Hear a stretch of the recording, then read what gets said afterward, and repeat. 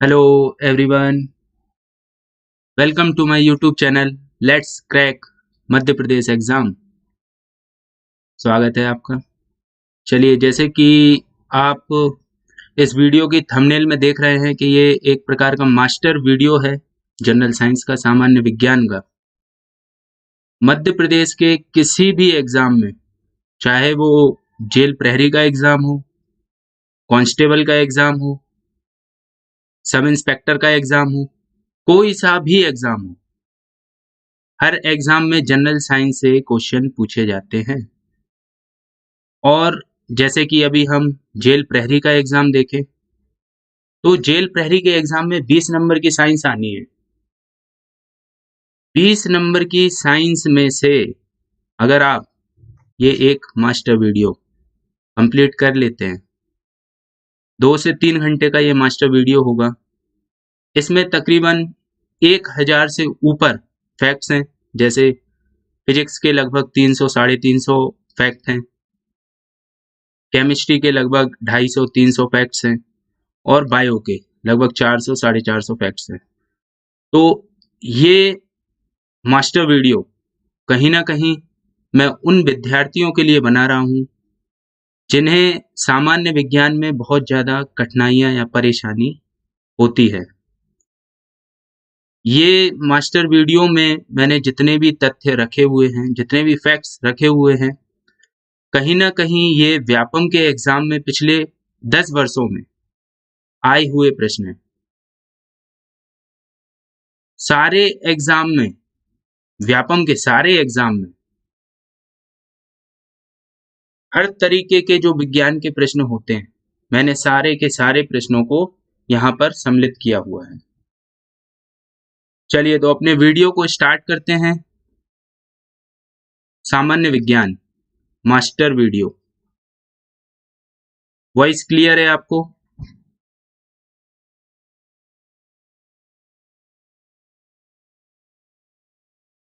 Master video बहुत important होने वाला है ये वीडियो। बस आप मुझे सुनते जाइए, मैं सारे फैक्ट्स आपके क्लियर करा दूंगा, समझाऊंगा मैं आपको। किसी भी प्रकार की परेशानी आती है तो आप मुझे कमेंट कीजिए। मैं आपको बिल्कुल जो भी आपको परेशानी होगी सामान्य विज्ञान से रिलेटेड, वो सारे मैं डाउट्स आपके क्लियर कर दूंगा। चलिए, तो सबसे पहले देखते हैं हम फैक्ट्स। सर्वदाता रक्त समूह। सर्वदाता रक्त समूह कौन सा होता है? तो ये होता है ब्लड ग्रुप ओ। सर्वदाता मतलब यूनिवर्सल डोनर, जो किसी को भी ब्लड दे सकता है। अच्छा, ये अगर ऑप्शन में और ज्यादा स्पेसिफिक पूछा हो, जैसे कि ऑप्शन में अगर आपको मिले ओ, ए, ए बी या बी, इन 4 ब्लड ग्रुप्स में से कौन सा है जो यूनिवर्सल डोनर है या फिर सर्वदाता है, जो किसी को भी ब्लड दे सकता है, तो हम आंसर क्या लगा देते हैं? ब्लड ग्रुप ओ को। और ज्यादा स्पेसिफिक पूछा जाए तो ओ नेगेटिव। आप किसको आंसर लगाओगे? ओ नेगेटिव, ये किसी को भी ब्लड दे सकता है। चलिए आगे देखते हैं। सर्वग्राही रक्त समूह कौन सा है? तो सर्वग्राही होता है ए बी। ए बी जो ब्लड ग्रुप है वो किसी से भी ब्लड ले सकता है। ठीक है, कोई दिक्कत इस प्रश्न में? इसको कहते हैं यूनिवर्सल रिसेप्टर। ये किसी से भी ब्लड ले सकता है, ए बी रक्त समूह।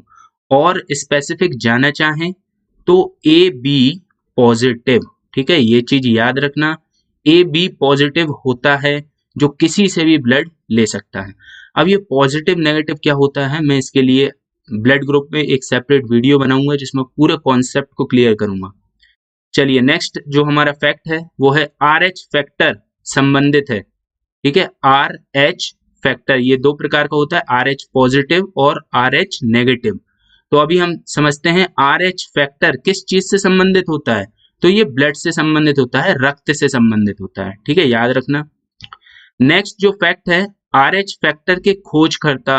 खोजकर्ता कौन है? डिस्कवरी किसने की थी आर एच फैक्टर की? वेरी इंपॉर्टेंट क्वेश्चन है।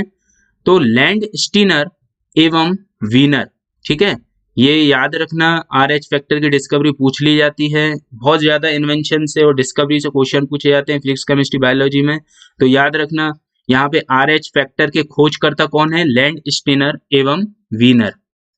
चलिए नेक्स्ट देखते हैं रक्तचाप, ठीक है, रक्तचाप या रक्त दाब बातें की है। रक्तचाप नियंत्रित होता है, किससे होता है, तो एड्रिनल ग्रंथि से। यहाँ पर ब्लड प्रेशर की बात हो रही है, ब्लड प्रेशर किसके द्वारा कंट्रोल होता है, तो ब्लड प्रेशर कंट्रोल होता है एड्रिनल ग्लैंड के द्वारा। ये किडनी के पास में होती है एड्रिनल ग्रंथि, इसी के द्वारा हमारे रक्त दाब को नियंत्रित किया जाता है।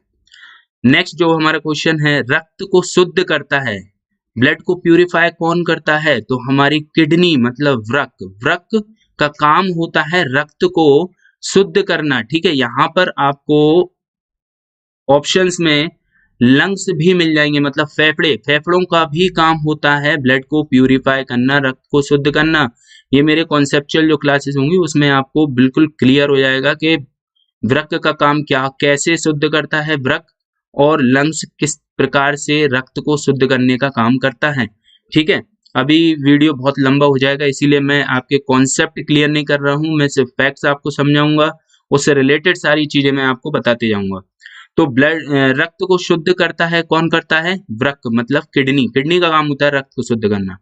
नेक्स्ट, रक्त के शुद्धिकरण की प्रक्रिया, ठीक है, रक्त को शुद्ध करने की प्रक्रिया क्या कहलाती है, डायलिसिस। डायलिसिस, हम रक्त को प्यूरिफिकेशन, कौन सी प्रोसेस जो ब्लड को प्यूरिफाई करने का काम करती है, वो उस प्रोसेस का नाम है डायलिसिस। वेरी इंपॉर्टेंट क्वेश्चन है, एग्जाम्स में पूछा गया है।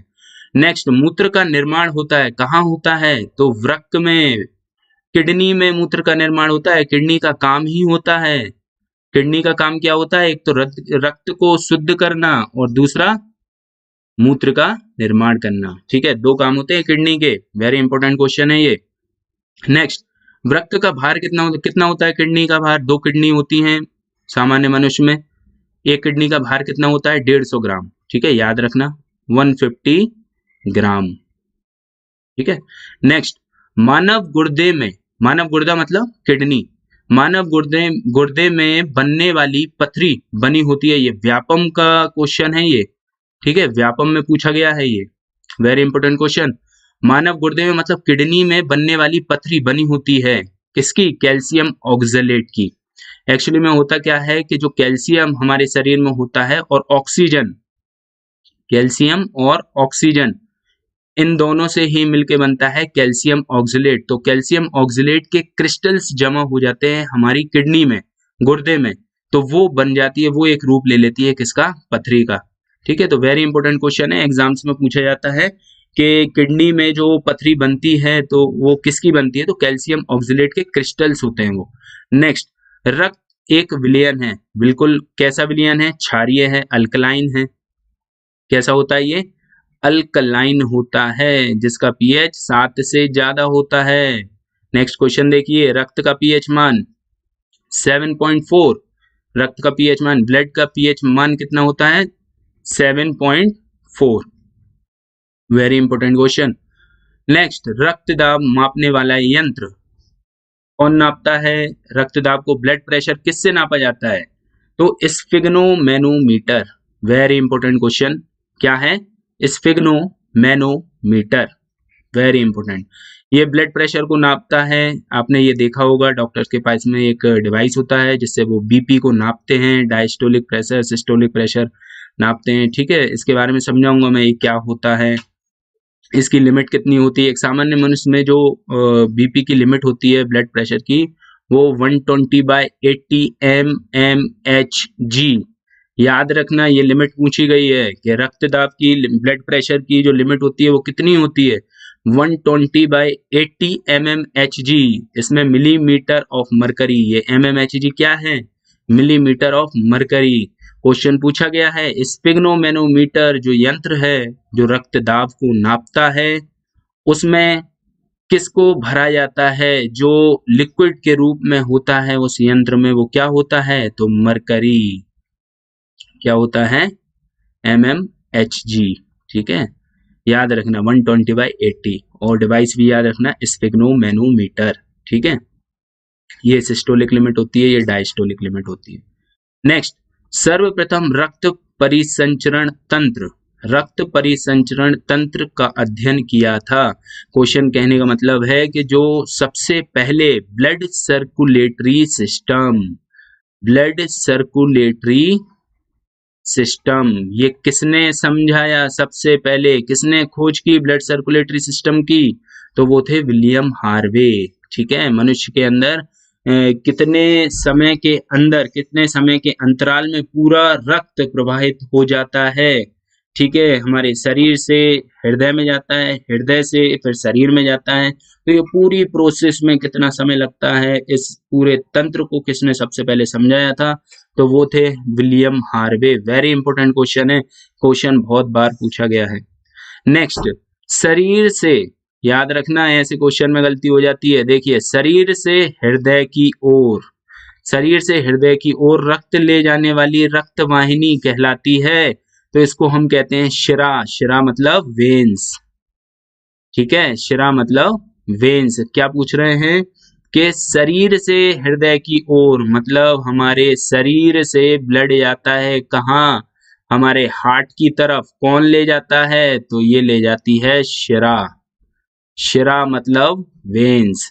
अगला क्वेश्चन देखिए, इसी से रिलेटेड है। हृदय से शरीर की ओर ब्लड पहले शरीर से जाता है हार्ट की तरफ, कौन ले जाएगा, शिरा, और फिर हार्ट से ब्लड जाता है कहाँ, शरीर की तरफ, ये कौन ले जाता है, तो ये ले जाता है आर्टरी मतलब धमनी।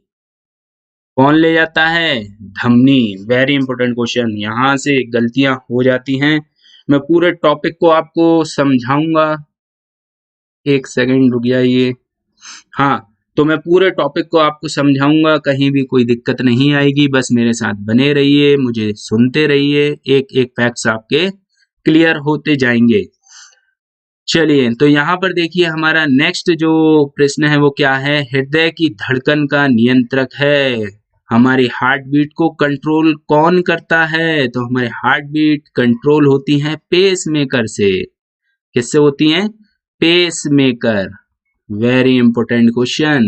हमारे हार्ट बीट का नियंत्रक, हमारे हार्ट को कंट्रोल करने का जो डिवाइस होता है, ठीक है, उसको हम क्या कहते हैं, पेस मेकर।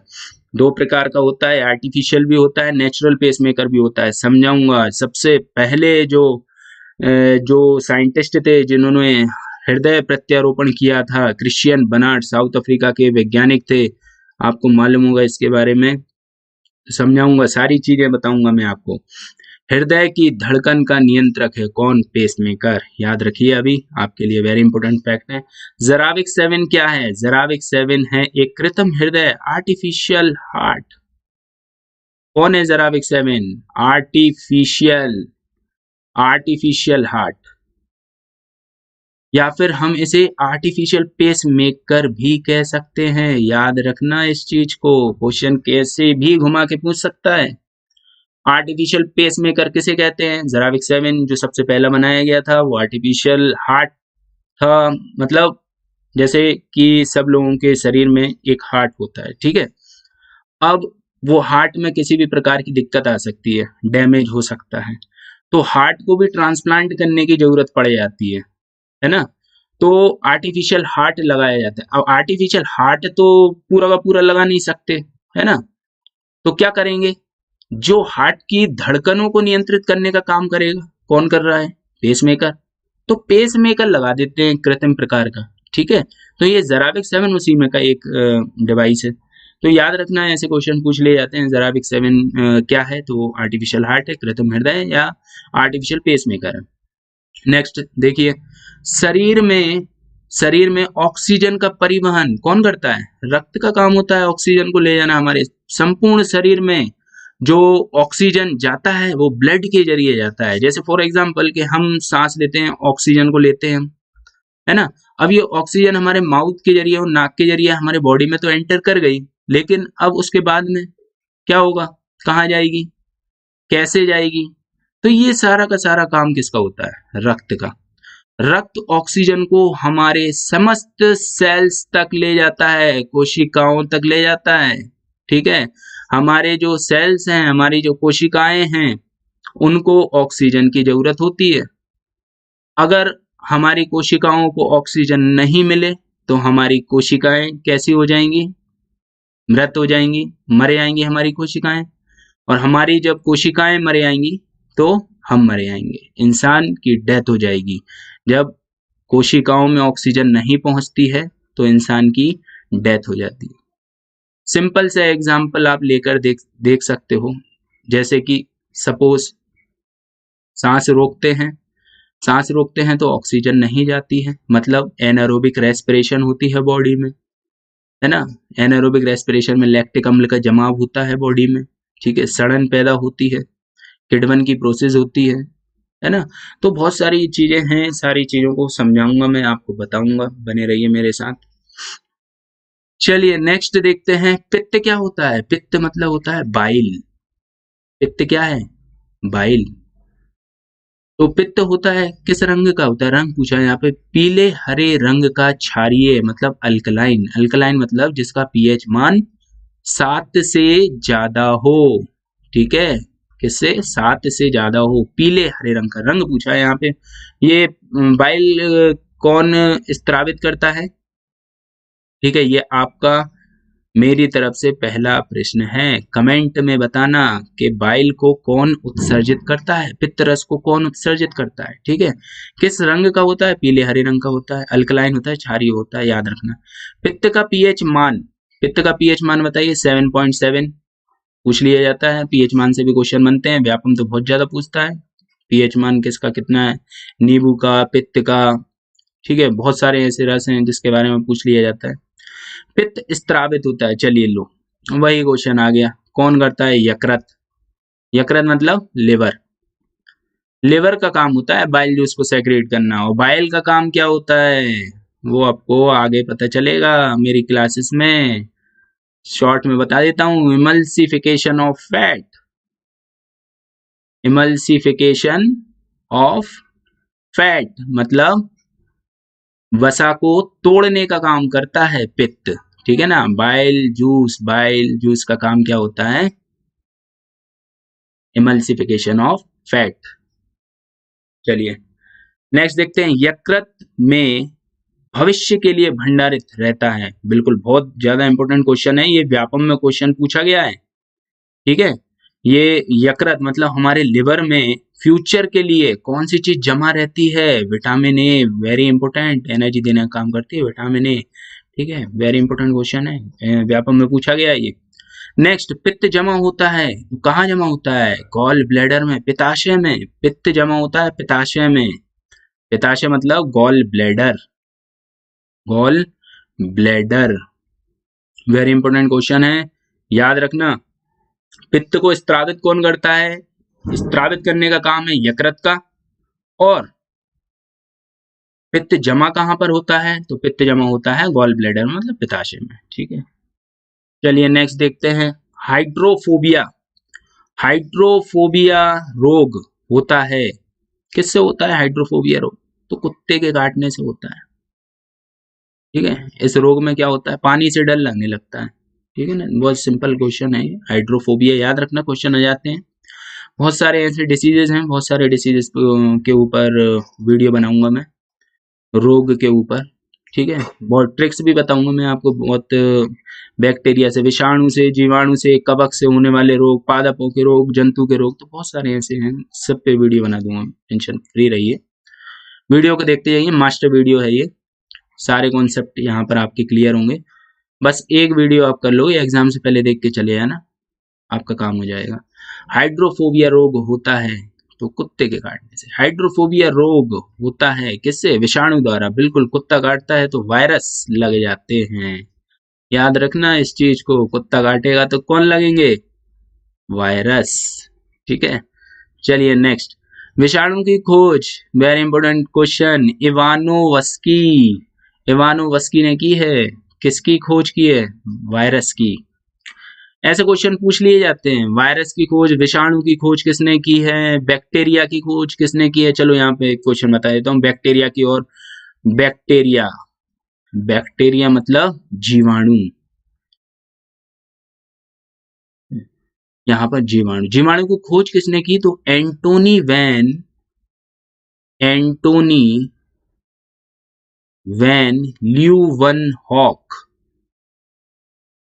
ल्यूवनहॉक, मिटा देता हूं उसे, नहीं तो मुझे अगला क्वेश्चन नहीं दिखेगा। ठीक है, चलिए। तो यहाँ पर देखना, जीवाणु या बैक्टीरिया की खोज किसने की, एंटोनी वैन ल्यूवनहॉक ने। इसीलिए एंटोनी वैन ल्यूवनहॉक को फादर ऑफ बैक्टीरियोलॉजी कहा जाता है। जीवाणु विज्ञान के जनक किसे कहा जाता है, एंटोनी वैन ल्यूवनहॉक, याद रखना। तो विषाणु की खोज की बात चल रही थी, इवानोवस्की। वायरस की खोज किसने की, इवानोवस्की। अभी कोरोना वायरस भी चल रहा है, वायरस के ऊपर बहुत क्वेश्चन पूछे जाएंगे। वायरस से होने वाले रोग, एक रोग देख चुके हैं, हाइड्रोफोबिया, कुत्ते के काटने से होता है, बिल्कुल विषाणु के द्वारा होता है। नेक्स्ट, विषाणु की खोज किसने की, इवानोवस्की ने। ठीक है, तो याद रखना है, ऐसे क्वेश्चन पूछे जाएंगे इस बार। विषाणु का अध्ययन क्या कहलाता है, विषाणु मतलब वायरस, और वायरस का अध्ययन कहलाता है वायरोलॉजी। कितना सिंपल है, वायरोलॉजी। विषाणु का अध्ययन वायरोलॉजी, और बैक्टीरिया का, जीवाणु का अध्ययन बैक्टीरियोलॉजी, जीवाणु विज्ञान। रानीखेत बीमारी फैलती है किससे, वायरस से। इंपोर्टेंट, स्टार लगा लो इसको, कई बार एग्जाम में पूछा गया है। रानीखेत बीमारी किससे फैलती है, वायरस के द्वारा फैलती है। नेक्स्ट बताऊंगा मैं, फुट एंड माउथ रोग क्या है, रानीखेत बीमारी क्या है, सबके बारे में बताऊंगा। टेंशन फ्री रहो, बस वीडियो को देखो। सारे क्वेश्चन जितने भी हैं ना आपके सामान्य विज्ञान के बारे में, सब क्लियर होने वाले हैं अब। नेक्स्ट, जंतुओं में होने वाली फुट एंड माउथ रोग, ये आपने देखा होगा, जैसे गाय वगैरह, मवेशियां वगैरह होती हैं तो उनके जबड़े में दिक्कत हो जाती है ना। तो फुट एंड माउथ रोग कहते हैं उसे, वायरस के द्वारा होती है, विषाणु के द्वारा होती है। ठीक है, वेरी इंपॉर्टेंट क्वेश्चन है, याद रखना। कवकों का अध्ययन कहलाता है, कवक, कवक मतलब फंगस। याद रखना, बहुत से लोगों को कंफ्यूजन हो जाती है, कवक मतलब क्या होता है, फंगाई या फिर फंजाई, फंजाई भी कहते हैं, फंगस भी कहते हैं। तो कवकों का अध्ययन क्या कहलाता है, माइकोलॉजी। कवकों का अध्ययन माइकोलॉजी। और शैवालों का अध्ययन, शैवाल मतलब एल्गी। याद रखना, बायोलॉजिकल इसीलिए बता रहा हूँ क्योंकि बायोलॉजी बहुत ज्यादा डिफिकल्ट हो जाती है समझने में। क्वेश्चन बहुत कई प्रकार से क्वेश्चन पूछे जाते हैं बायो के अंदर। ठीक है, कभी कभी तो हिंदी मीडियम वालों के लिए इंग्लिश के सीधे सीधे नाम रख दिए जाते हैं, माइकोलॉजी फाइकोलॉजी समझ ही नहीं पाते हैं। ठीक है, इसीलिए बता रहा हूं मैं। कवकों का अध्ययन माइकोलॉजी, शैवालों का अध्ययन फाइकोलॉजी। ठीक है, क्या है, फाइकोलॉजी। फाइकोलॉजी याद रखना, फाइकोलॉजी किससे संबंधित है, एल्गी से। एल्गी मतलब शैवाल। चलो बताओ अब नेक्स्ट, शैवालों की कोशिका भित्ति बनी होती है, कोशिका भित्ति मतलब सेल वॉल। सेल वॉल, समस्त जीव कोशिकाओं से निर्मित होते हैं, समस्त जीव कोशिकाओं से मिलके बने होते हैं। अब वो कोशिका कैसी भी हो सकती है, एक कोशिकीय भी हो सकती है, बहुकोशिकीय भी हो सकते हैं, है ना। मतलब बहुत सारी कोशिकाओं से मिलके भी जीव बने हो सकते हैं, एक कोशिका से भी मिलके जीव बने हो सकते हैं। ठीक है, उसी में से ये क्वेश्चन है, क्या है कि ये शैवालों की कोशिका भित्ति मतलब सेल वॉल पूछा है शैवालों का। शैवालों की सेल वॉल किससे मिलके बनी है, सेल्यूलोज से। सेल्यूलोज पॉलीसेकेराइड है, बताऊंगा मैं इसको। डाइसेकेराइड क्या होता है, पॉलीसेकेराइड, ट्राइसेकेराइड, है ना। तो क्या होते हैं ये, तो क्वेश्चन आ जाते हैं, sucrose, fructose, maltose, lactose, galactose. बहुत कंफ्यूजन है, क्या होगा सामान्य विज्ञान में, ऐसा बच्चे कहते हैं। इसीलिए तो वीडियो लेके आया हूँ, मास्टर वीडियो।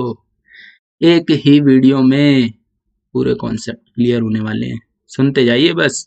बहुत सारे क्वेश्चन आएंगे, कितने तो इन फैक्ट्स के अलावा कितने और ज्यादा फैक्ट्स मैं आपको बता दूंगा, रटा दूंगा आज।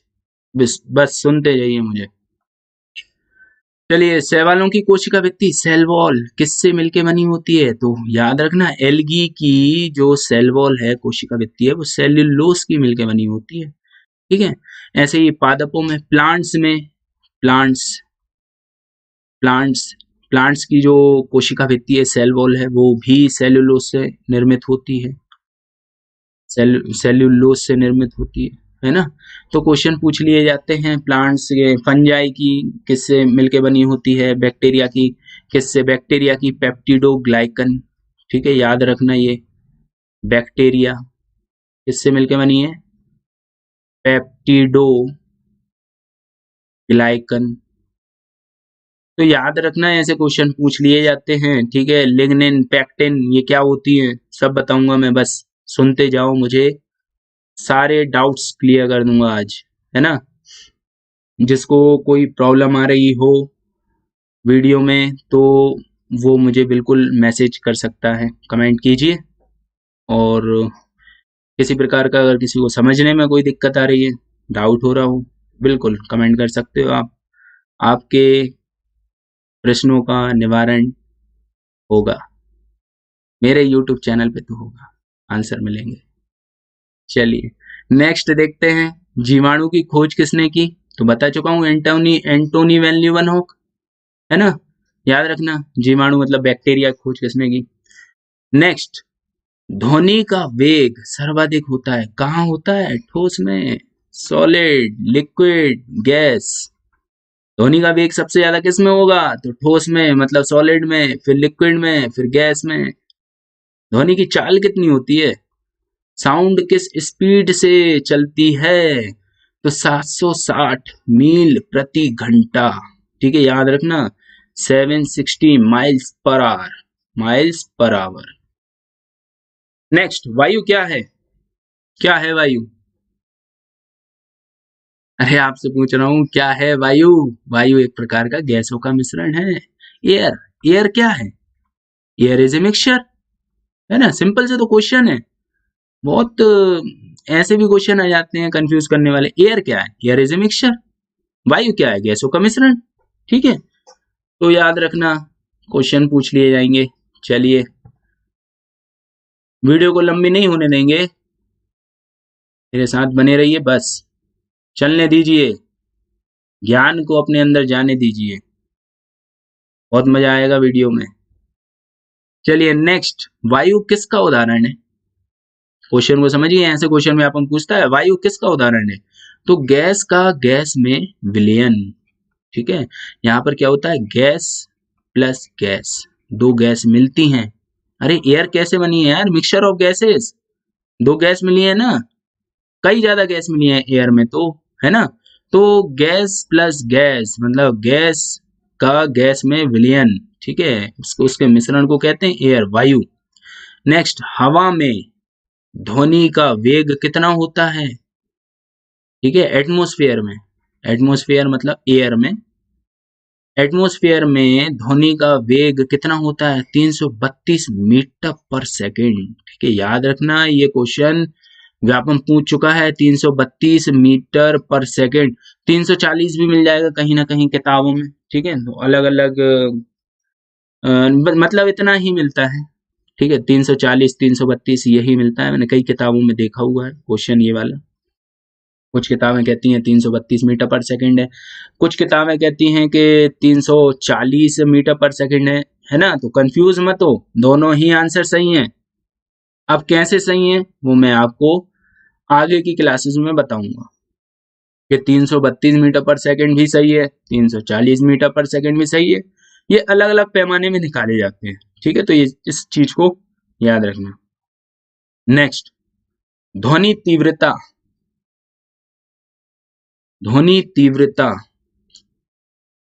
की इकाई है। ध्वनि तीव्रता को किससे नापते हैं? डेसिबल से। कितनी बार भी आप हमने पूछा होगा इस क्वेश्चन को, आप भी जानते हो ये तो, है ना, कई बार क्वेश्चन रिपीट होता है। तो ध्वनि तीव्रता किसकी इकाई है? डेसिबल, है ना। तो डेसिबल से नापते हैं हम ध्वनि तीव्रता को, याद रखना। हवा का वाष्प घनत्व होता है ठीक है। वेपराइजेशन डेंसिटी एयर की कितनी है? 14.4। ठीक है, इंपोर्टेंट है क्वेश्चन, रट लो इसको, तो रट लो 14.4 वाष्प घनत्व है डेंसिटी, ठीक है 14.4। प्रकाश वर्ष मात्रा के, भाई ये तो इंपोर्टेंट लगा लो, इस पे तो एक नहीं 10-12 स्टार लगा लो, फिर भी गलती करेंगे लेकिन, है ना।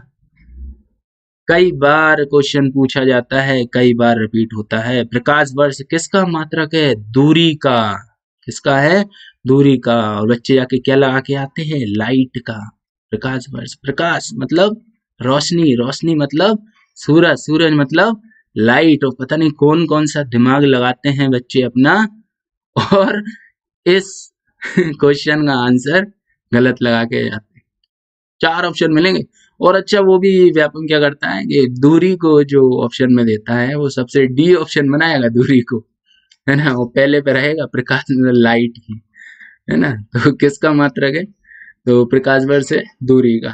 ठीक है, इस क्वेश्चन को याद रखना, इम्पोर्टेंट है। स्टार लगा लो, इम्पोर्टेंट लगा लो, आपको जो कुछ लगाना है, तितली बनाना हो तितली बना लो, जो कुछ भी जिस भी हिसाब से आप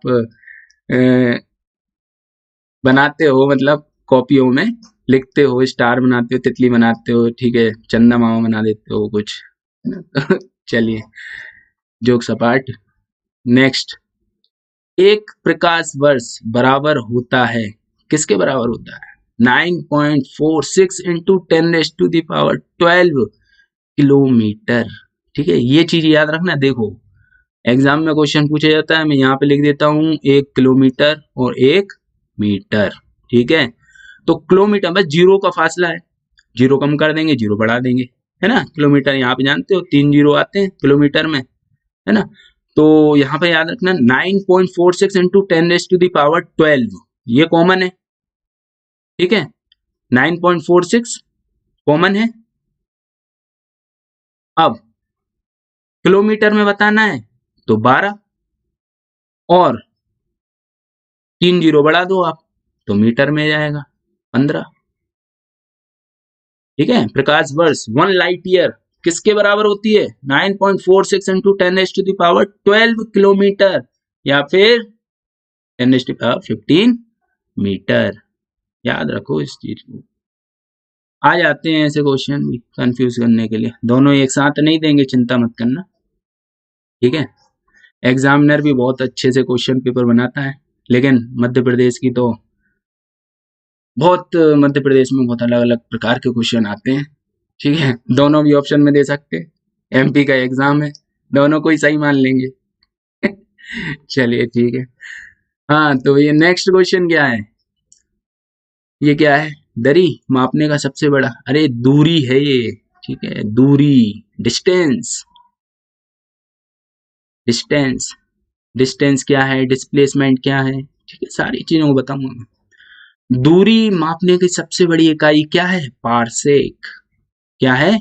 पारसेक। याद रखना, नहीं तो 1 लाइट ईयर लगाया हो, है ना। नहीं, लाइट ईयर नहीं है, पारसेक। याद रखना, दूरी की सबसे बड़ी इकाई, सबसे बड़ी जिससे दूरी नापते हैं, पारसेक। चलो बताओ, जड़ों के रूपांतरण हैं। जड़ों के रूपांतरण मतलब क्या कहना चाह रहा है क्वेश्चन, बच्चों को ये चीज समझ में नहीं आती है, ठीक है, मैं हूं ना समझाने के लिए। चलिए देखिए, जड़ों के रूपांतरण है। हम मूली खाते हैं, मूली क्या है? एक जड़ी तो है, जमीन से निकालते हैं मूली को। गाजर क्या है? एक जड़ी तो है। भुट्टा क्या है? क्या है भुट्टा? बताना मुझे, ठीक है, कमेंट में बताना मुझे भुट्टा क्या है, ठीक है। नेक्स्ट, देखो, जड़ों के बारे में पूछा है तो मूली एक प्रकार की जड़ है, गाजर एक प्रकार की जड़ है ना। याद रखना, तने से, जड़ से ऐसे क्वेश्चन आते हैं। आलू क्या है, स्कंदमूल क्या है, कंदमूल क्या है, बहुत क्वेश्चन बनते हैं, इतना मत जाओ, जो फैक्ट है इनको कर लो, ठीक है। एग्जाम में इनसे बाहर क्वेश्चन जाने की पॉसिबिलिटी ही नहीं है, चांसेस ही नहीं है। और एक दो चला भी जाए, एक दो अगर बाहर चले भी जाए, ठीक है, तो टेंशन मत लेना, हमारे पास में और भी सेक्शन है, हम वहां से स्कोर कर लेंगे। चलिए नेक्स्ट देखते हैं, तने के रूपांतरण है। तने के रूपांतरण क्या है? आलू और प्याज, कहने का मतलब है कि हम आलू खाते हैं तो हम पौधे का कौन सा भाग खाते हैं। आया समझ में? आलू खाते हैं तो हम पौधे का कौन सा भाग खाते हैं? हम तना खाते हैं। ठीक है, बहुत ट्रिक मिल जाएंगी आपको इंटरनेट पे और यूट्यूब पे, बहुत ट्रिक हैं, 4-5 तो मुझे ही मालूम है, लेकिन इधर क्लियर नहीं करूंगा मैं। ठीक है, तो यहाँ पे देखिए आलू खा रहे हैं हम तो पौधे का कौन सा भाग खा रहे हैं? हम तने को खा रहे हैं। प्याज खा रहे हैं हम तो क्या खा रहे हैं? हम तने को खा रहे हैं। ठीक है, तो बहुत क्वेश्चन है, ऐसे क्वेश्चन बताऊंगा मैं। चलिए यहाँ से क्वेश्चन आते हैं। पिट्यूटरी ग्रंथि, पिट्यूटरी ग्लैंड पाई जाती है कहाँ? मस्तिष्क में। पिट्यूटरी ग्लैंड या पिट्यूटरी ग्रंथि, इसको कहते हैं मास्टर ग्रंथि। वेरी इंपॉर्टेंट, मास्टर ग्रंथि, मास्टर ग्लैंड। पिट्यूटरी ग्लैंड का काम होता है कि हमारे शरीर में जितनी भी ग्रंथियां हैं, समस्त ग्रंथि जितनी भी ग्रंथियां हैं, उन सबको कंट्रोल करने का काम होता है पिट्यूटरी ग्लैंड का, पिट्यूटरी ग्रंथि का। मस्तिष्क में पाई जाती है। अरे यार, ब्रेन ही तो होता है हमारी बॉडी को कंट्रोल करने का काम करता है। मानते हो कि नहीं इस बात को? ब्रेन ही करता है ना बॉडी को कंट्रोल, कि हमें क्या करना है क्या नहीं करना है। कौन निर्धारित करता है? सोचने का काम कौन करता है? मेरा तो दिमाग ही करता है। चलिए नेक्स्ट। देखिए पिट्यूटरी जो ग्लैंड है इसको मास्टर ग्लैंड बोलते हैं। क्यों? क्योंकि it controls and regulates the all other glands of human body. ठीक है, हमारी सारी ग्लैंड्स को कंट्रोल करने का काम पिट्यूटरी ग्लैंड का होता है। मस्तिष्क में पाई जाती है, ब्रेन में पाई जाती है, सबको रेगुलेट करती है। बहुत सारे ऐसे हार्मोन्स हैं जो पिट्यूटरी ग्लैंड सेक्रेट करती है। सारे हार्मोन्स को बताऊंगा मेरे एंडोक्राइन ग्लैंड वाले चैप्टर को देखिए, बनाने वाला हूं अब मैं ग्लैंड्स के ऊपर। हर तरीके की ग्लैंड से क्वेश्चन आपके क्लियर हो जाएंगे। कौन कौन सी ग्लैंड है, कौन कौन सा हार्मोन निकालती हैं, स्त्रावित करती हैं, और उन हार्मोन्स का काम क्या होता है, बॉडी को किस प्रकार से रेगुलेट करते हैं, सब बताऊंगा। चलिए, मास्टर ग्रंथि कहलाती है कौन सी? Pituitary, pituitary gland. या फिर चलिए यहाँ पे वेरी इंपॉर्टेंट, पीयूष ग्रंथि भी मास्टर ग्रंथि है। सॉरी, पीयूष ग्रंथि को ही पिट्यूटरी कहते हैं। ठीक है, याद रखना, उसी के नाम है। पीयूष ग्रंथि भी कह देते हैं उसको, पिट्यूटरी भी कह देते हैं, है ना। तो कभी ऑप्शन में आपको मास्टर ग्रंथि के रूप में अगर क्वेश्चन मिल जाएगा, मास्टर ग्रंथि कौन सी है? पीयूष ऑप्शन में मिल जाए, पीयूष लगा देना। पिट्यूटरी ऑप्शन में मिल जाए, पिट्यूटरी लगा देना।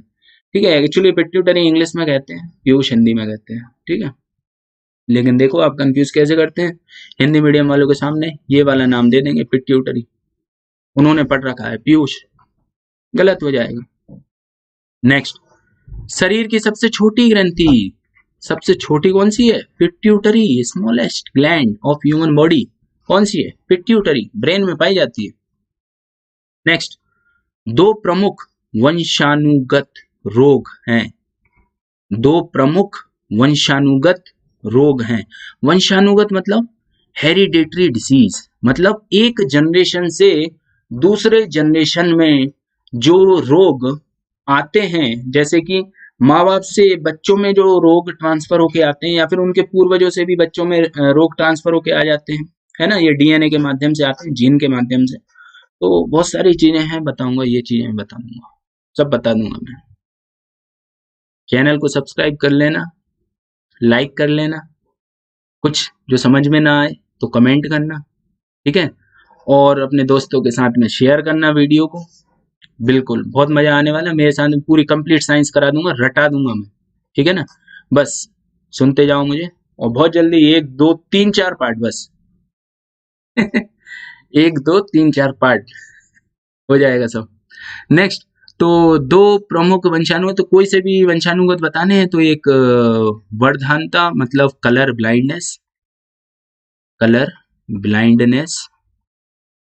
ठीक है, हरे और नीले रंग, हरा और लाल रंग इस रोग में दिखते नहीं, पहचान नहीं कर पाते। ठीक है, तो आंखों की बीमारी कलर ब्लाइंडनेस, तो हरा और लाल रंग की पहचान नहीं कर पाते हैं इसमें। और next, haemophilia, very important. Royals disease किसे कहते हैं? रॉयल्स डिसीज, अमीरों की बीमारी, राजाओं की बीमारी, जो गरीबों में लग ही नहीं सकती, ऐसा कहा जाता था एक टाइम पे। कब? जब ब्रिटेन की जो राजकुमारी थी, है ना, उनको ये बीमारी हुई हीमोफीलिया। इस बीमारी में होता गया था, इस बीमारी में नॉर्मली जो रक्त होता है ना हमारा, बॉडी से जो ब्लड निकलता है, जैसे हमें चोट लगती है तो चोट लगेगी तो ब्लड स्त्रावित होगा, ब्लड निकलेगा, है ना। तो नॉर्मली जो ह्यूमन बींग्स होते हैं, नॉर्मली जो लोग होते हैं, उनके अंदर क्या होता है कि जो ब्लड है वो लगभग 4 से 5 मिनट के अंदर उसका थक्का बन जाता है, ब्लड स्त्रावित होना बंद हो जाता है, रुक जाता है, क्लॉट जम जाता है उसका, है ना। तो ये क्लॉट कैसे जमता है समझा दूंगा, सब सब सब चीजें समझा दूंगा। हाँ, तो यहाँ पर क्या है कि तो जो ब्लड बाहर निकलता है बॉडी से, तो वो लगभग 4 से 5 मिनट में वो जम जाता है, क्लॉट जम जाते हैं, उसके थक्का बनना स्टार्ट हो जाते हैं। लेकिन हीमोफीलिया बीमारी जो कि जेनेटिक डिसऑर्डर है, हेरिडिटरी डिसीज है, ठीक है, हीमोफीलिया बीमारी में रक्त का थक्का नहीं जमता, है ना। तो क्यों नहीं जमता? तो एक विशेष प्रकार के जिन्हें हम क्रिसमस फैक्टर कहते हैं, ठीक है। तो अलग अलग प्रकार के फैक्टर्स होते हैं जिनके कारण हीमोफीलिया, तो 8 और 9 की कमी से होता है हीमोफीलिया। तो बता दूंगा, मैं ये सारी चीजें क्लियर करा दूंगा। बस इतना याद रखना कि हीमोफीलिया में रक्त का थक्का नहीं जमता है, जो ब्लड है वो निरंतर बहता रहता है। हीमोफीलिया 2 प्रकार का होता है, हीमोफीलिया ए, हीमोफीलिया बी। और एक टाइम पे ब्रिटेन की महारानी को ये बीमारी हुई थी, इसीलिए इस बीमारी को रॉयल्स डिसीज के नाम से भी जानते हैं, ठीक है। तो ये जेनेटिक है, ठीक है। वो उस टाइम पे कैरियर थी इसका, हीमोफीलिया बीमारी की, ठीक है। तो बताऊंगा सारी चीजें, जब हमारे जेनेटिक्स वाले चैप्टर देखोगे आप तब क्लियर हो जाएगा ये। नेक्स्ट, सर्वप्रथम मनुष्यों में वर्धानता का वर्णन किया, किसने किया? कलर ब्लाइंडनेस सबसे पहले मनुष्यों में किसने बताया? ये हेरनर, ठीक है, याद रखना, हेरनर। ऐसे क्वेश्चन से चांसेस होती है गलती होने की। हेरनर कब? 1876, ठीक। कलर ब्लाइंडनेस के बारे में क्वेश्चन है, याद रखना। एक वर्धांत व्यक्ति में पहचान करने की क्षमता नहीं होती, देखो वही क्वेश्चन आ गया, हरा और लाल रंग, हरे और लाल रंग की पहचान, कोई भी कलर ब्लाइंडनेस जिसको बीमारी है ना, तो वो हरे और लाल रंग को नहीं पहचान पाएगा, ठीक है, याद रखना, बस इन दो को नहीं पहचान पाता है। Next, thyroxine hormone, very important, कौन स्त्रावित करता है? थायराइड ग्रंथि। थायराइड जो ग्लैंड जो हमारे गले के यहाँ पर पाई जाती है, गले के आगे वाले हिस्से में थायराइड ग्रंथि पाई जाती है, और जो पीछे वाला हिस्सा होता है यहाँ पर पैराथायरॉइड ग्रंथि पाई जाती है। थायराइड ग्रंथि अपना हार्मोन स्त्रावित करती है, थायरोक्सिन, ठीक है। और भी हार्मोन है, बताऊंगा इन सब के बारे में। थायराइड ग्रंथि कौन सा हार्मोन स्त्रावित करती है? थायरोक्सिन, ठीक है। नेक्स्ट, जठर रस पेट में पाया जाता है, जठर रस अमाशय में। जठर रस में पाया जाता है, क्या पाया जाता है? हाइड्रोक्लोरिक अम्ल, HCl। वेरी इंपॉर्टेंट क्वेश्चन है, एग्जाम में पूछा गया है ये। जठर रस में पाया जाता है, जठर रस कहाँ पर होता है? पहली चीज तो यही याद रखना, अमाशय मतलब हमारे पेट में, पेट में होता है जठर रस। जठर रस में पाया जाता है HCl, क्या पाया जाता है? HCl। अब HCl मतलब हाइड्रोक्लोरिक अम्ल, इसका पीएच लगभग लगभग 1 से 2 होता है, पीएच मान इसका 1 या 2, बहुत ज्यादा एसिडिक होता है, बहुत ज्यादा अम्लीय होता है, ये हमारे आमाशय में पाया जाता है। और HCl जठर रस में। अब ये HCl का काम क्या होता है बॉडी के अंदर? पहली चीज, इसके मात्र 2 ही काम है HCl के। पहली चीज तो जो खाने के साथ में जो जीवाणु या बैक्टीरिया आ रहे हैं हमारे आमाशय में, पेट में, उन बैक्टीरियाओं को मारना, खत्म करना। अरे ये बैक्टीरिया पेट में जाएंगे, आमाशय में जाएंगे, तो ये इतने ज्यादा अम्लीय में कैसे सरवाइव कर पाएंगे? मर जाएंगे ना, ये तो एसिड है, वो तेज एसिड है, पीएच मान 1 या 2, त्वचा जला देगी, ये इतनी तेज एसिड है, ठीक है। तो अब ये मत पूछना कि हमारे पेट को नुकसान क्यों नहीं हो रहा है ना, तो बता दूंगा, फिर मैं ये कमेंट में पूछ लेना तो बता दूंगा, अभी क्लियर नहीं करूंगा, कॉन्सेप्ट इसके पीछे की बहुत सारे बड़े बड़े होते हैं। नेक्स्ट, दूसरा काम क्या है? दूसरा काम है कि एक एंजाइम होता है हमारे आमाशय में, जठर रस में ही होता है, पेप्सिन। इस पेप्सिन का काम होता है प्रोटीन का पाचन करना, ठीक है। जो शरीर, हम जो प्रोटीन खाते हैं खाने में, जैसे सोयाबीन है, एग है, इनमें सब प्रोटीन होता है, तो प्रोटीन का पाचन कौन करता है? पेप्सिन एंजाइम, ठीक है। तो ये पेप्सिन एंजाइम को एक्टिवेट कर देता है कि ये प्रोटीन को आगे चल के तोड़े, प्रोटीन का पाचन जो है वो लगभग हमारे पेट से स्टार्ट हो जाता है, आमाशय से स्टार्ट हो जाता है और छोटी आंत में ये पूर्ण रूप से पूरा हो जाता है।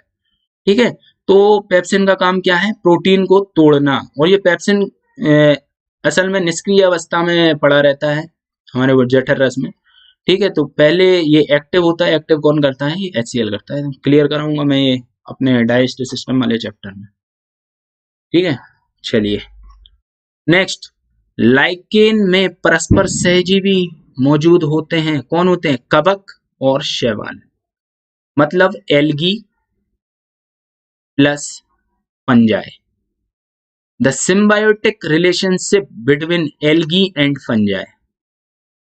मतलब एल्गी और फंजाई दो परस्पर सहजीवी मौजूद होते हैं किसमें? लाइकेन में।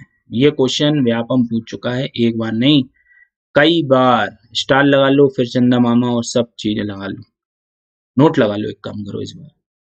तो लाइकेन में परस्पर सहजीवी कौन है? कवक और शैवाल, एल्गी एंड फंजाई। ठीक है, अब ये बताऊंगा मैं कि कैसे सारी चीजें हैं। ये जो शैवाल है आपने देखा होगा, ये मोस्टली ये कैसे, जैसे हरे कलर का शैवाल है, इसके पास क्लोरोफिल होती है, जैसे पादपों के पास क्लोरोफिल होती है। सूर्य की रोशनी में अपनी फोटोसिंथेसिस प्रकाश संश्लेषण की क्रिया करते हैं और अपना खाना बना लेते हैं, है ना, ग्लूकोज का निर्माण कर लेते हैं। उसी प्रकार से ये एल्गी भी, इसके पास भी क्लोरोफिल है, ये अपना खाने का निर्माण कर लेगा। लेकिन फंजाई फंजाई खाने का निर्माण नहीं कर पाता क्योंकि ये अपने भोजन के लिए दूसरे के ऊपर निर्भर करता है। हेट्रोट्रोपिक है ये। ठीक है, हमारी तरह हम भी अपना खाना स्वयं नहीं बना पाते, है ना। अब ये मत कहना किचन में जाके बना लेते, ऐसा नहीं है। ठीक है, हम अपने खाने के लिए दूसरों के ऊपर डिपेंडेंट हैं। ठीक है, वी आर हेट्रोट्रोपिक। हम अपने खाने के लिए दूसरों के ऊपर डिपेंडेंट होते हैं। जैसे कि हम जीव जंतुओं के ऊपर डिपेंडेंट है ना, हम मांसाहारी होते हैं, मांस खाते हैं। हम पादपों के ऊपर निर्भर करते हैं अपने भोजन के लिए, हम पेड़ पौधे खाते हैं, है ना। तो हम अपना खाना स्वयं नहीं बना पा रहे। जैसे पादप बना लेते हैं, पादप के पास में क्लोरोफिल होती है, क्लोरोफिल के माध्यम से सूर्य की रोशनी में वो अपना भोजन बना लेते हैं, है ना, बॉडी में। फिर जाइलम और फ्लोएम उस खाने को और पानी को पूरे प्लांट के अंदर संचरित करने का काम करती है ना। तो यहाँ पर क्या है कि ये एल्गी अपना खाना स्वयं बना लेता है और जो फंगाई है वो अपना खाना नहीं बना पाता है, लेकिन ये कहीं पर भी उग जाता है। जैसे आपने देखा होगा ना, सड़ी गली जगह पे मशरूम उग जाती है, क्या है? कवक ही तो है। मशरूम देखा है? मशरूम खाते भी हैं, बहुत पौष्टिक होती है। तो मशरूम जगह जगह उग जाती है, कहीं भी पानी वाले क्षेत्र में देखना आपको मशरूम मिल जाएगी, जगह जगह उग जाती है। ये अपना खाना स्वयं बना लेता है और ये जगह जगह उग जाती है, तो ये कहीं भी रह लेती है, एल्गी कहीं नहीं रह पाता है। तो ये क्या होता है कि ये जो एल्गी है ये खाना तो बना ले रहा है, तो ये अपना खाना इसको दे देता है, तो ये खाना ले लेता है इससे, और इसके पास में रहने को घर होता है, तो ये अपने ऊपर इसको रहने देता है। तो ये दोनों एक दूसरे के साथ में म्यूचुअल अंडरस्टैंडिंग से, सिम्बायोटिक रिलेशनशिप से एक दूसरे के साथ में रहने लगते हैं, और इन दोनों के कॉम्बिनेशन को हम किस नाम से जानते हैं? लाइकेन के नाम से जानते हैं। याद रखना, कवक और शैवाल क्वेश्चन पूछ लिया जाता है। चलिए नेक्स्ट, लार में पाया जाने वाला एंजाइम, ये तो बहुत बार पूछा गया है, टाइलिन सबको मालूम भी होगा। लार में कौन सा एंजाइम पाया जाता है? टाइलिन। ठीक है ना, स्टार्च का पाचन करता है ये, मुख में ही, मुख से ही पाचन स्टार्ट हो जाता है। नेक्स्ट, प्रोटीन का पाचन कहाँ पर होता है? छोटी आंत में, बताया था मैंने। प्रोटीन का पाचन स्टार्ट होता है हमारे अमाशय से, और अंतिम पाचन जो प्रोटीन का होता है वो हमारी छोटी आंत में होता है। छोटी आंत में भी कहाँ पर? ग्रहणी में, याद रखना। चलो ये भी बता देता हूँ, ग्रहणी मतलब ड्यूडेनम में, याद रखना। नेक्स्ट, मनुष्य में पाचन प्रारंभ होता है कहाँ से? मुख से, माउथ से ही डाइजेशन स्टार्ट हो जाता है।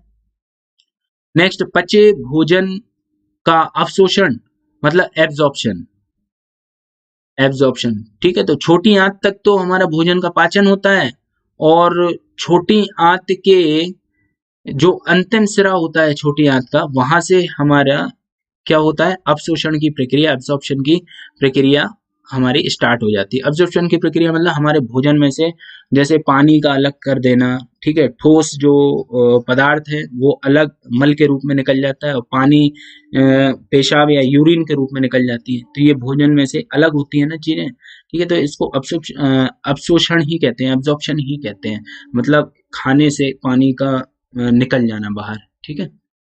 तो ये छोटी आंत के अंतिम सिरे से होता है, ठीक है। टिबिया नामक हड्डी कहाँ पर पाई जाती है, तो ये टांग में पाई जाती है हमारी, टिबिया फिबुला, ऐसे क्वेश्चन आ जाते हैं, ठीक है, याद रखना। टिबिया फिबुला वगैरह कहाँ पर पाई जाती है, टांग में।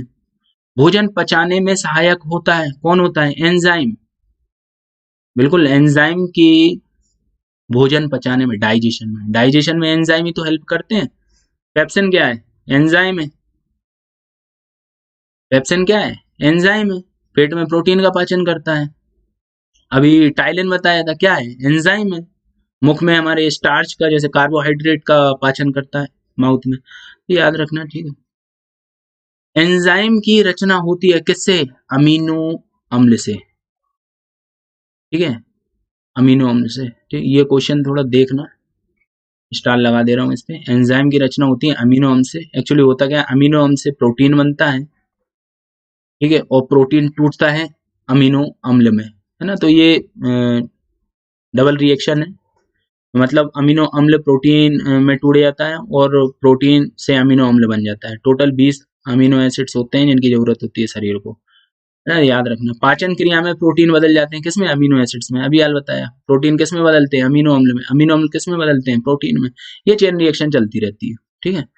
आहार नाल, आहार नाल में स्टार्च के पाचन में अंतिम उत्पाद क्या है, आहार नाल।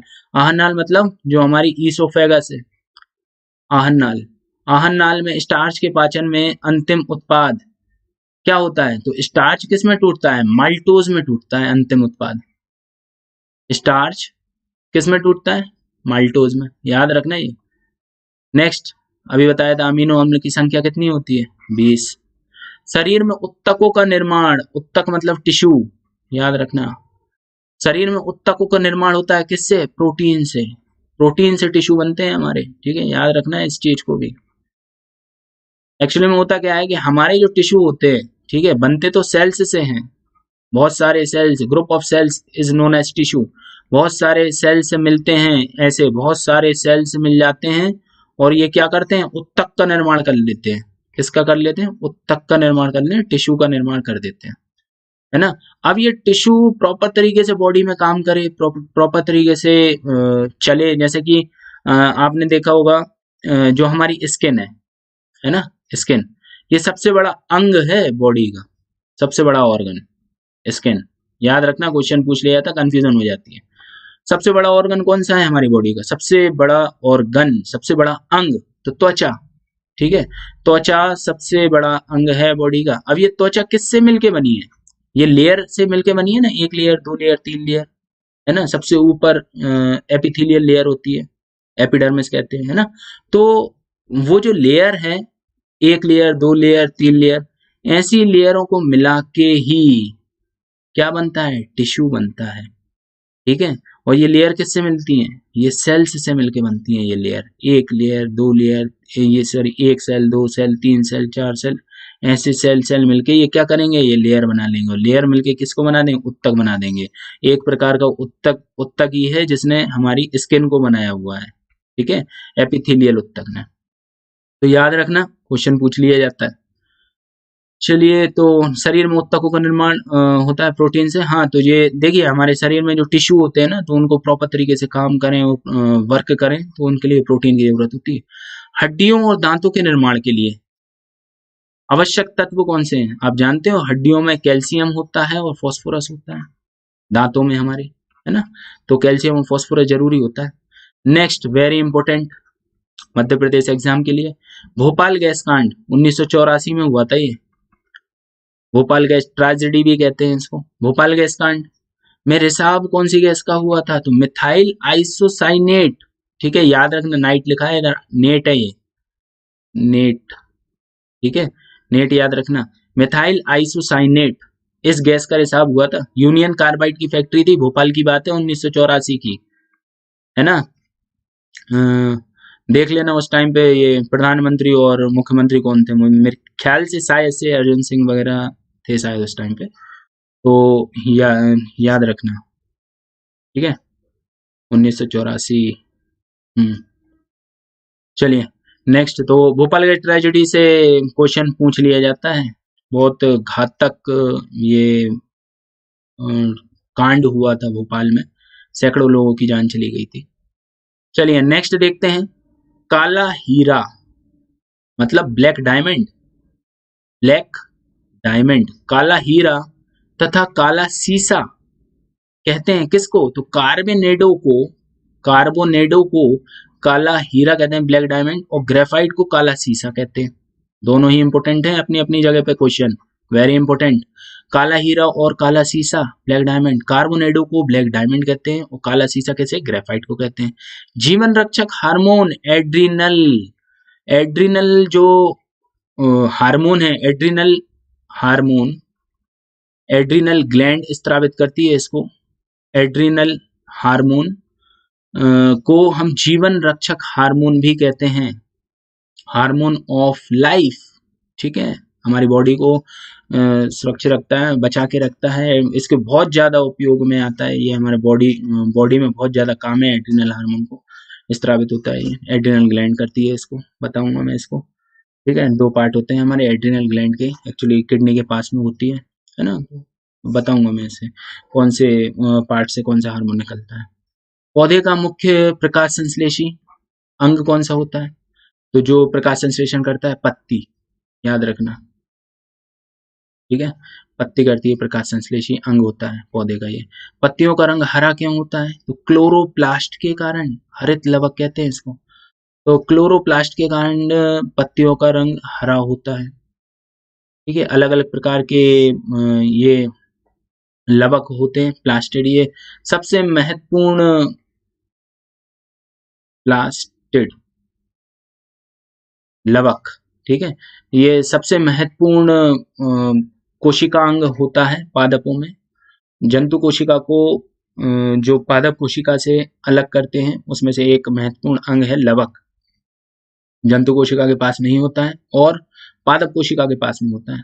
अब ये लवक भी बहुत प्रकार के होते हैं, जैसे क्लोरोप्लास्ट है, ल्यूकोप्लास्ट है, क्लोरोप्लास्ट, ल्यूकोप्लास्ट, ठीक है, और अमाइलोप्लास्ट, बहुत बहुत प्रकार के होते हैं, वर्णी होते हैं, अवर्णी होते हैं हिंदी में।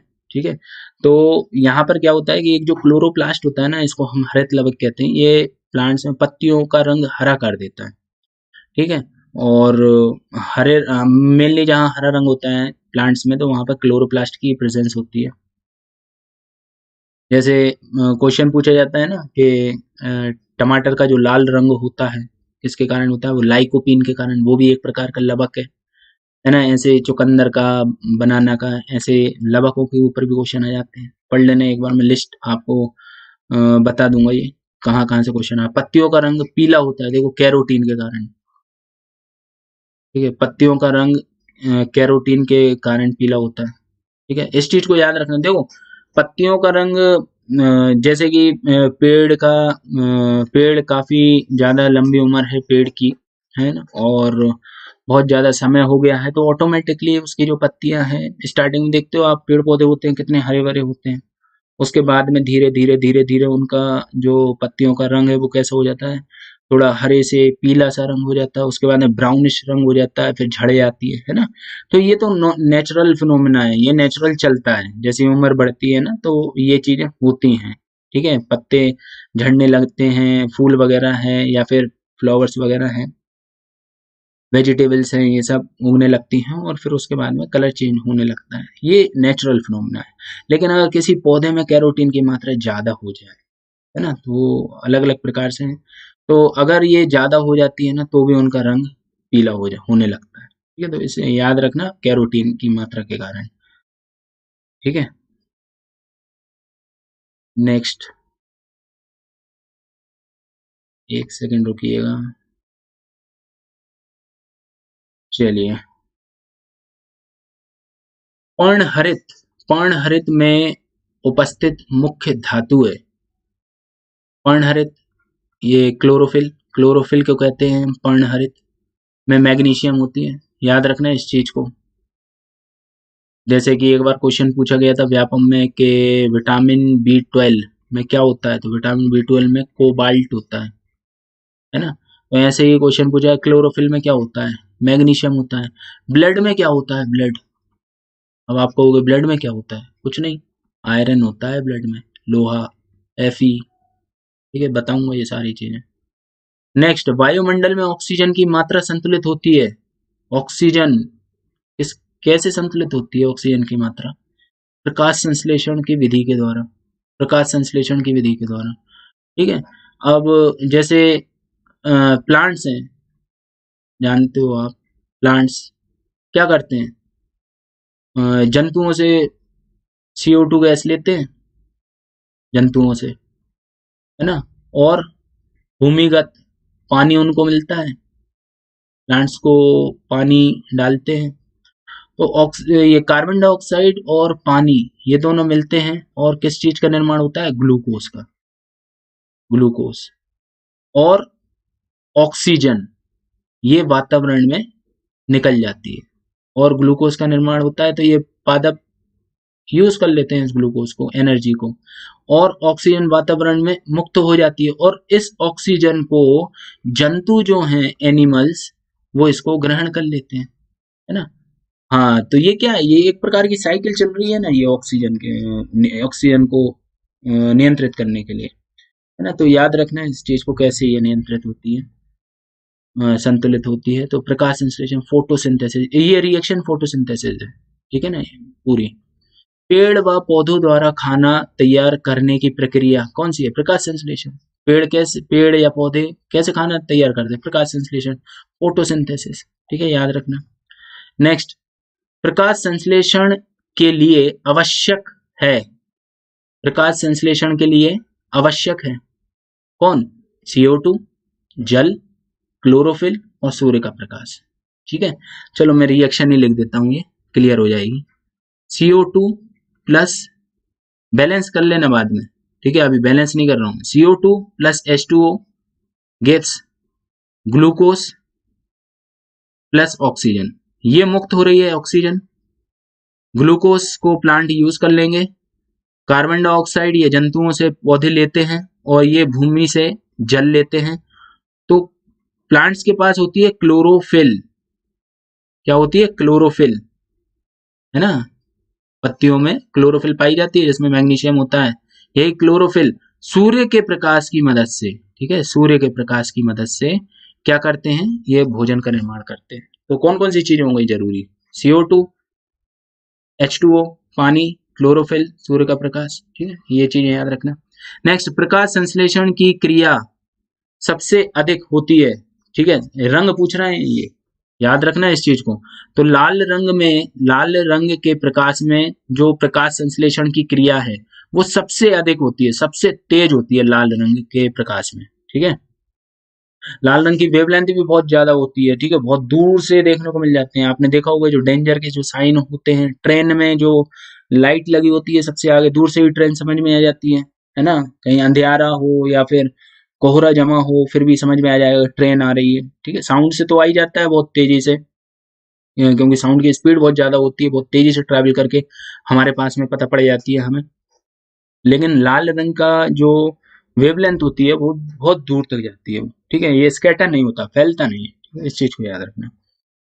नेक्स्ट, प्रकाश संश्लेषण में ऑक्सीजन निकलता है, ठीक है, उपचयन होता है, ठीक है, उपचयन मतलब ये रिएक्शन जो होती है उसमें से ऑक्सीजन का निकलना, उसे उपचयन कहते हैं। तो निकलता है किससे, प्रकाश संश्लेषण में ऑक्सीजन निकलता है। ऑक्सीजन मैंने बताया था लास्ट में, ये ऑक्सीजन बाहर जा रहा है, किससे जा रहा है, ऑक्सीजन बाहर निकल रहा है, तो ये जल से, जल मतलब H2O, तो अब ये H2O है ना, तो ये O2 बाहर निकल रहा है ना, और यहाँ पर होता है ट्वाइस H2O, ठीक है।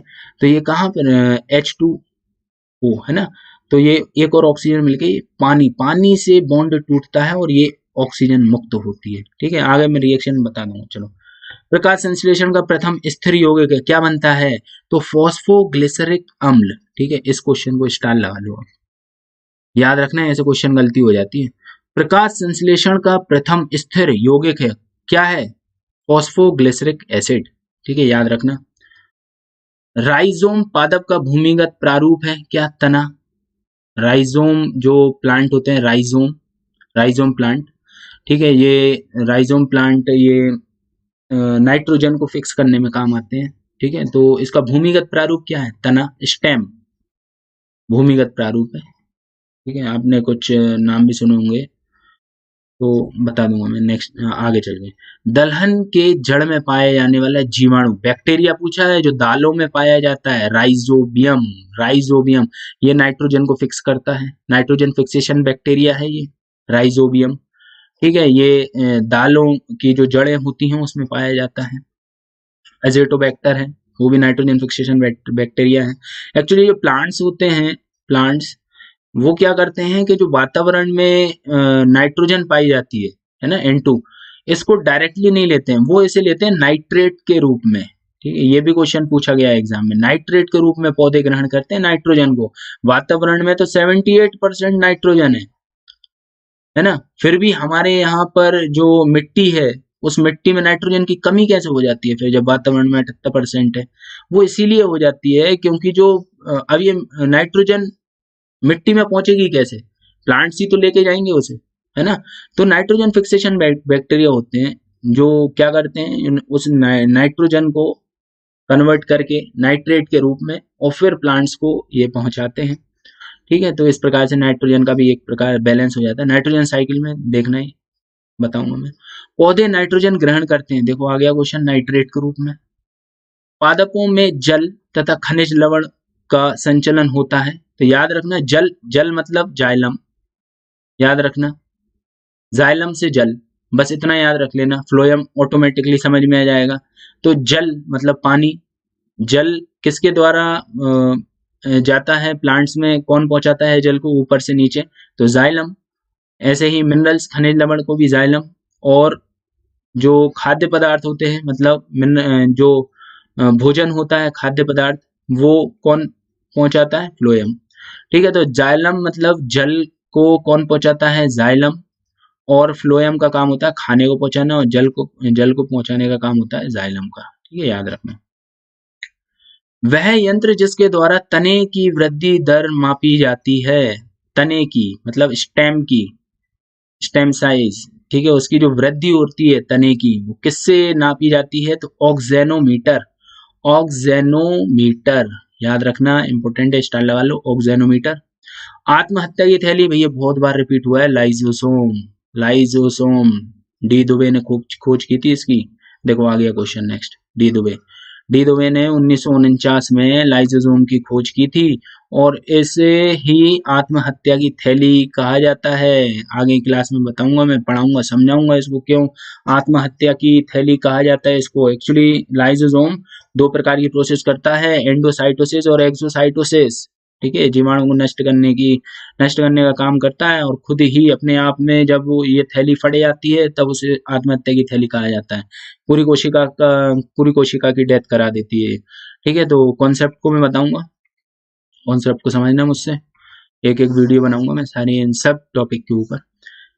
चलिए नेक्स्ट, प्रोटीन की फैक्ट्री किसे कहा जाता है? राइबोसोम को। ये एंडोप्लाज्मिक रेटिकुलम जो अंतःप्रद्रव्य जलिका होती है, एंडोप्लाज्मिक रेटिकुलम अंतःप्रद्रव्य जलिका, ये बिल्कुल जैसे कि ये कोशिका है, कोशिका के अंदर ये केंद्रक है, तो केंद्रक से लगी हुआ ये एक कोशिकांग होता है। ये ऐसे दोनों तरफ होता है, एंडोप्लाज्मिक रेटिकुलम कहते हैं इसको, ER, अंतःप्रद्रव्य जलिका। तो इसकी जो बाहरी सतह है उसके ऊपर राइबोसोम पाए जाते हैं। ठीक है, राइबोसोम उपस्थित होने के कारण ये कैसे हो जाती है? रफ, इसका सरफेस रफ हो जाता है, ये ऐसे डॉट डॉट डॉट डॉट ऐसे राइबोसोम उपस्थित होते हैं। एक तरफ राइबोसोम उपस्थित होते हैं इसलिए रफ एंडोप्लाज्मिक रेटिकुलम कहलाती है, दूसरी तरफ राइबोसोम नहीं होते हैं इसलिए ये स्मूथ एंडोप्लाज्मिक रेटिकुलम कहलाती है। ठीक है ना, तो इसका काम क्या होता है? ये प्रोटीन का संश्लेषण करने का काम होता है। ठीक है, तो क्वेश्चन है प्रोटीन, देखो नेक्स्ट क्वेश्चन, प्रोटीन का संश्लेषण का काम किसका है? राइबोसोम का काम। राइबोसोम उपस्थित कहाँ पर है? एंडोप्लाज्मिक रेटिकुलम के ऊपर। ठीक है, और प्रोटीन का संश्लेषण कौन कर रहा है? तो राइबोसोम कर रहा है, इसीलिए राइबोसोम को प्रोटीन की फैक्ट्री कह रहे हैं। ठीक है, याद रखना। डीएनए की खोज किसने की थी? तो वाटसन और क्रिक। ठीक है, जो डीएनए का डबल हेलिक्स मॉडल है, डबल हेलिक्स या डबल हेलिकल मॉडल। ठीक है, जो डीएनए का डबल हेलिकल मॉडल होता है इस प्रकार से, ये ऐसे ऐसे जो डबल हेलिकल मॉडल है डीएनए का, है ना, इस मॉडल की खोज किसने की थी? तो इस मॉडल की खोज की थी वाटसन एंड क्रिक ने। डीएनए की जो इकाई होती है छोटी, उसे हम जीन कहते हैं। ठीक है, यही जीन है जो माता पिता से बच्चों में ट्रांसफर होते हैं। बताऊंगा मैं जीन क्या है, जीनोम क्या है, ह्यूमन जीनोम प्रोजेक्ट क्या है, सारी चीजें बताऊंगा मैं, है ना। तो डीएनए डीएनए की खोज किसने की? वाटसन एंड क्रिक ने। डीएनए संश्लेषण का प्रतिपादन किया था, किसने किया था सबसे पहले डीएनए संश्लेषण? तो ये कार्न बर्ग नाम के साइंटिस्ट थे, याद रखना। वाटसन एंड क्रिक, कार्नबर्ग वगैरह क्वेश्चन आता है। डीएनए और आरएनए क्या है? तो ये न्यूक्लिक अम्ल है, ये क्वेश्चन पूछा गया है एग्जाम में। डीएनए आरएनए क्या है? ये न्यूक्लिक एसिड है, न्यूक्लिक अम्ल है। देखो, डीएनए मतलब डीऑक्सी राइबोस न्यूक्लिक एसिड, और ये क्या है? Ribose nucleic acid. ठीक है, तो दोनों के दोनों क्या है? न्यूक्लिक एसिड है ना। डीऑक्सी राइबोस न्यूक्लिक एसिड और राइबोस न्यूक्लिक एसिड। ठीक है, तो इन दोनों को क्या कहा जाता है? न्यूक्लिक एसिड कहा जाता है। नेक्स्ट, डीएनए डीएनए के क्रियात्मक खंड को कहते हैं, क्या कहते हैं? जीन कहते हैं डीएनए के क्रियात्मक खंड को। क्या कहते हैं? क्रियात्मक खंड को। डीएनए के क्रियात्मक खंड को क्या कहते हैं? जीन कहते हैं। अभी मैंने बताया डीएनए डीएनए ये जो बना होता है ये डबल हेलिकल है, इसके अंदर ये बेस पेयर होते हैं ऐसे, ये डीएनए होता है। सॉरी, आपको दिख नहीं रहा होगा, एक सेकेंड। हाँ, अब देखिए के डीएनए के अंदर ये जो इस प्रकार का डीएनए, तो डीएनए के अंदर ये बेस पेयर होते हैं ऐसे ऐसे बेस पेयर होते हैं, ये खंड होते हैं। ठीक है, ये एक बेस पेयर, इसको हम क्या कहते हैं? जीन कहते हैं। ठीक है ना, ग्रुप ऑफ बेस पेयर, एक उसमें 10 बेस पेयर होते हैं। ठीक है, ये क्लियर कराऊंगा मैं आगे चल के, अभी बस सुन लो बस मुझसे। डीएनए के क्रियात्मक खंड को क्या कहते हैं? जीन कहते हैं। ठीक, बस इतना याद रखना, जीन ही है जो ट्रांसफर होते हैं। ठीक है, माँ बाप से बच्चों में जीन ट्रांसफर होते हैं, डीएनए ट्रांसफर होते हैं, डीएनए के अंदर जीन है। ठीक है, याद रखना, डीएनए ट्रांसफर होता है। जैसे बच्चा, किसी का बच्चे के बारे में पता लगाना होता है कि इसके फादर कौन है, तो कैसे लगाते हैं? डीएनए फिंगरप्रिंटिंग करते हैं ना, फिंगरप्रिंटिंग से पता लगा लेते हैं, है ना। या फिर और भी मेथड है इसकी, पिता को जानने की, है ना, पता लगाने की। तो अभी के लिए ठीक है, डीएनए फिंगरप्रिंटिंग। और मुझे ऑप्शन उसमें बताना कमेंट में लिखकर इसको कि कौन सी है। तो ये याद रखना। डीएनए का डबल हेलिकल किसने दिया था? देखो, वाटसन एंड क्रिक ने। याद रखना, डीएनए इकाई किसकी है? न्यूक्लियोटाइड। इनको सम्मिलित रूप से न्यूक्लियोटाइड कहते हैं, डीएनए आरएनए को। डीएनए आरएनए इसका याद रखना, डीएनए डीएनए और आरएनए, इन दोनों को सम्मिलित रूप से क्या कहते हैं? क्या कहते हैं इन दोनों को? न्यूक्लियोटाइड कहते हैं। न्यूक्लियोटाइड क्या और न्यूक्लियोसाइड क्या होता है? ठीक है, न्यूक्लिक अम्ल डीएनए क्या है, आरएनए क्या है, ये सारी पूरा डिफरेंस बता दूंगा मैं इसके डीएनए आरएनए के बारे में। ठीक है, तो बहुत सारी चीजें हैं, कॉन्सेप्ट से समझते जाओगे, जितना मैं बताते जाऊंगा अगर उतना ही करते जाओगे ना, तो पूरा एग्जाम में कहीं भी कोई दिक्कत नहीं आएगी। मेरे पास में 1000 प्लस ऐसे फैक्ट्स हैं जो हर एग्जाम में पूछे गए हैं। ठीक है, बहुत सारे ऐसे बता देता हूं मैं आपको। देखिए, 1000 से ऊपर फैक्ट हैं। अगर आपने यही सारे के सारे फैक्ट्स कर लिए, यही सारे के सारे आपने फैक्ट्स कर लिए, तो आपको कहीं भी किसी भी एग्जाम में कोई परेशानी नहीं होगी। फिजिक्स, केमिस्ट्री, बायोलॉजी आपकी कंप्लीट हो जाएगी। ठीक है, ये मास्टर वीडियो है। मास्टर वीडियो की इस श्रृंखला में आज ये हमारा पहला पार्ट था, जिसमें हमने फिजिक्स, केमिस्ट्री, बायोलॉजी तीनों के बहुत ज़्यादा जो इम्पोर्टेंट क्वेश्चन थे उन सबको पढ़ा, अध्ययन किया। चलिए, अब नेक्स्ट हमारे मास्टर वीडियो के जो भाग 2 है उसमें हम मिलते हैं और नेक्स्ट इस सीरीज को कंटिन्यू करते हैं। चलिए, धन्यवाद।